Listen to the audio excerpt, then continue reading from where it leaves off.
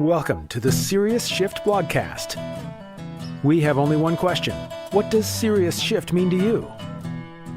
To answer that and much more, here's your host, Dennis Moseley-Williams. Hi, I'm Dennis, and welcome back to the Serious Shift Blogcast, episode 93. To everybody who's been hanging in with me all these years, thank you very much. It means the world. And to those of you who are tuning for the first time, welcome.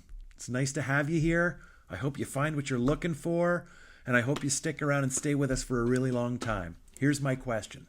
What is hard, long work? What is it today? What did it used to be? And are you confusing it? So let me tell you this little story. My mom, who's amazing, told me about her father. My grandfather, Maurice, I gather, was born in 1886, incredibly enough, in Quebec, Canada. He was a steam train engineer. My mother was a nurse. And she said to me one time, she goes, I didn't want to be a nurse. I wanted to be a journalist. But at the time that my mother went to school,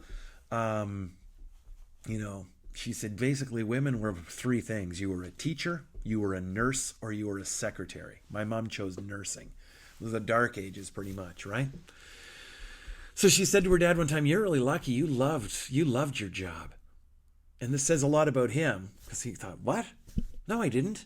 I didn't love my job. I just had to do it. What's nice to realize is he never complained to the point where everybody assumed he liked it. But he said, I didn't like it. It was really hard, steam train engineer. It was long hours. I was away from home. I was cold. Okay? Got me thinking. Let me tell you about the last few days of my life.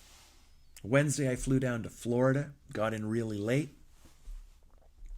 Spoke Thursday, flew that evening to Las Vegas via Houston, got in really late, got up really early on Friday morning, did some work with my business partner Tom Frisbee. He and I were there for this wonderful speakeasy event. It was great. I spoke that day, and that evening I flew a red-eye home. I walked in my door at about 10 o'clock in the morning Eastern on Saturday. I spent the day with my kids. I caught up on some rest, of course, did some laundry, did some stuff. On Sunday, I flew all the way back out here to California. I'm presently in Santa Barbara, California. I spoke maybe a half an hour ago. I'm going to do a little bit of work around my room here, which I like to do. I'm going to go to the airport later, jump on a jet. I'm going to fly to Atlanta via Denver. When I get to Atlanta tonight, it's going to be really late. I'm going to be really tired, okay? Tomorrow I'm going to get up and speak, and I'm grateful to have the opportunity. I'm going to get on another jet. I'm going to fly up to Baltimore. I'm going to check into a hotel late at night, and on Wednesday morning I'm going to wake up. I'm going to speak at a conference, and I'll finally get home Wednesday night. Okay? If you look from last Wednesday to this Wednesday coming up, you could mistakenly think, oh my God, that guy's working long, hard hours. Okay, no, I'm not. Nobody's working long, hard hours like our grandparents did. I mean, I might be working long hours, but let's just be clear. Well, okay. It wasn't exactly, I didn't kill myself to get here. I was sitting on a plane flying through the sky with a flight attendant who was willing to continue to bring me club sodas and snacks, nuts, candies, whatever I wanted. That's not exactly hard. If I wanted to, I could have closed up my laptop and watched a movie, all provided for free. Come on, that's not hard. And conversely, I don't do physical labor, right? Neither do you probably. Like this hard work that we apparently do. Like nobody breaks their arm working on the farm anymore. It's not like we're all bashed up 50-year-old bodies here. We have carpal tunnel syndrome, not shot knees and shoulders. This is not hard. But there is a new kind of hard. And the new kind of hard is the work that I want to talk about now, which is the hard work of making an emotional investment. That's hard, right? Oh yeah, that's hard. It's hard work not to do average stuff. It's hard work not to just do your job within the sort of agreed upon definition of what your job is, what you should and shouldn't do, what is and isn't appropriate, right? Depending on what you are. It's hard work to be a hero. It's a hard work to do things nobody's asking you to do. It's hard work to do your work with more humanity and generosity than anybody would consider reasonable. That's really super hard. It's really hard work to make something that you can say, yeah, and that's why you got to pay more for it. That's hard because it's a lot easier to just make something average for an average price.